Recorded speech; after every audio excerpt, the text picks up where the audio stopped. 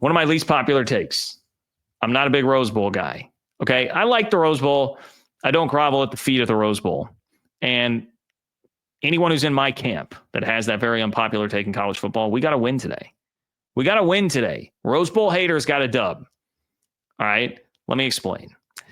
On the Rose Bowl, I just will not get down and kiss the feet of the Rose Bowl. It's cool. The sunset's nice. I like Southern California. It's a cool vibe. I understand the tradition. And yes, you would probably think like, hey, man, college football is kind of losing its soul. They're abandoning all tradition left and right. Wouldn't this be the type of thing you would really stick up for and say like, hey, don't give into that. Don't let them take that. You are right. There's probably a little bit of hypocrisy in this, in that this is something that I would kind of abstain from when I would have that general attitude. But it's because, man, the Rose Bowl just has, to me, it represents such a stuffy, elitist part of college football. And I mean, you guys know that's exactly the type of thing that I will rage against here.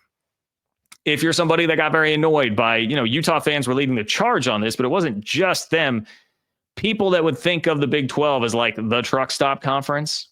If that's something that you don't like this is the crowd that would think that. This Big 10, rest in peace, Pac-12. But, if we really want to go back, the Big 10, Pac-10 crowd, the elitists among them, they don't want K-State or Iowa State in their great granddaddy of them all game. They don't want that at all.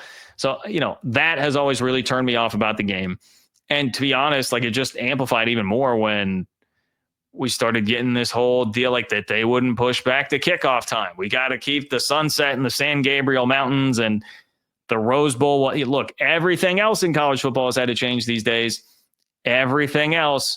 But God forbid the Rose Bowl have to change its kickoff time by an hour because of what it would do to the sunset in the San Gabriel Mountains. We can't make any sacrifice because we are the Rose Bowl and we are the most elite thing in the sport. That's my Rose Bowl take, man.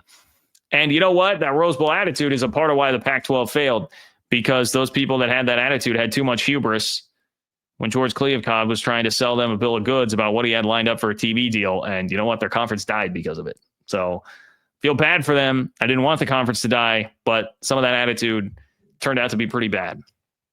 As I mentioned, the kick time was one of these real sticking points here lately. They wanted to preserve the sunset.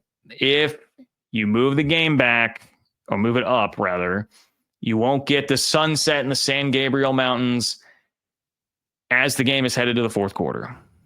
That was the deal, right? Well, here's the news story today. The iconic Rose Bowl sunset over the San Gabriel Mountains on New Year's Day will likely come during the game's final minutes rather than early in the fourth quarter. I mean, I'm sorry. This just seems like an Onion headline, kind of like first world problems sort of a deal, right? The sunset over the San Gabriel Mountains will occur during the final minutes of the game instead of early in the fourth quarter.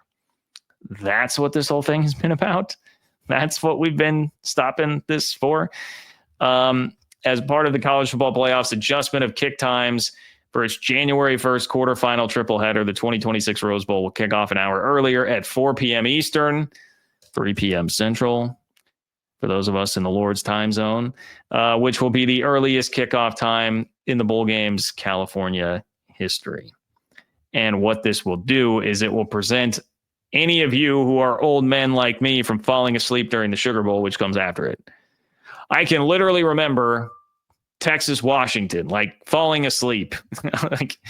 You don't want the Sugar Bowl kicking off that late, which is going to air right after it.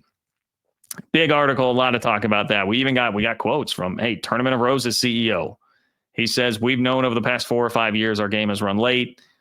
As the discussions came up about the possibility of altering times, it wasn't a surprise to us. We thought it's the right role for us to play as we continue to evolve in this playoff situation. Well, now you think it's the right role. It certainly didn't come easy. You had to get really pushed and bullied into that. But look, I'm glad that we're getting there. I care more about that. I care if I'm still going to see the sunset, it's still going to happen during the game. Why did any of this really matter? Why was this such a thing to pearl clutch and hang on to? I don't understand. If you're wondering, Will this just be a one-year thing, John? Well, apparently not. The article says the kickoff change is expected to be a permanent one, although the college football playoff bowl contract for 2026 and beyond has not yet been finalized. Rose Bowl officials said they're planning for this kick time to remain in place for years in which the Rose Bowl would be a semifinal in the expanded playoff. Game officials have told the playoff they would rather remain a quarterfinal with their typical New Year's Day slot. All right, man. I guess, hey, they're going to go down swinging. They're going to cling to whatever history and tradition that they can there. Look, now that's something that I'm like, hey, that is fine. That's not going to affect other things other than like some bowl games will be happy that they would get to be a semifinal instead of a quarterfinal. And so if you want to say, hey, we'd rather be a quarterfinal, we'll take a little less prestige on the game because we want to preserve this tradition of what day the game takes place, that's fine. That's your own thing. That's not you inflicting anything on the rest of the college football world, right? Okay. I get that. You can do that. That's fine. That's different. That is different.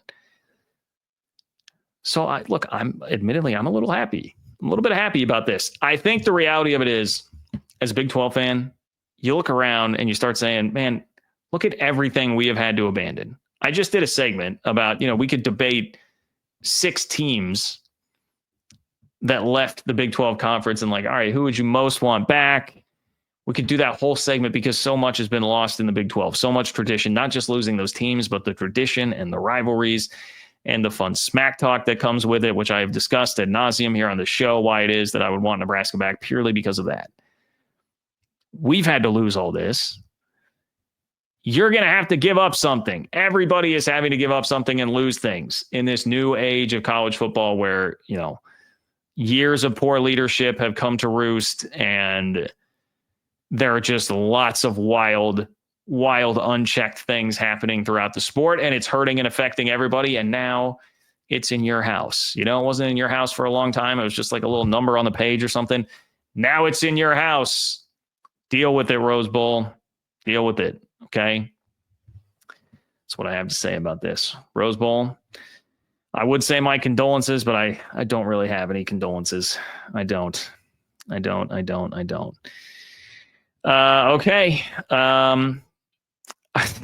This is funny.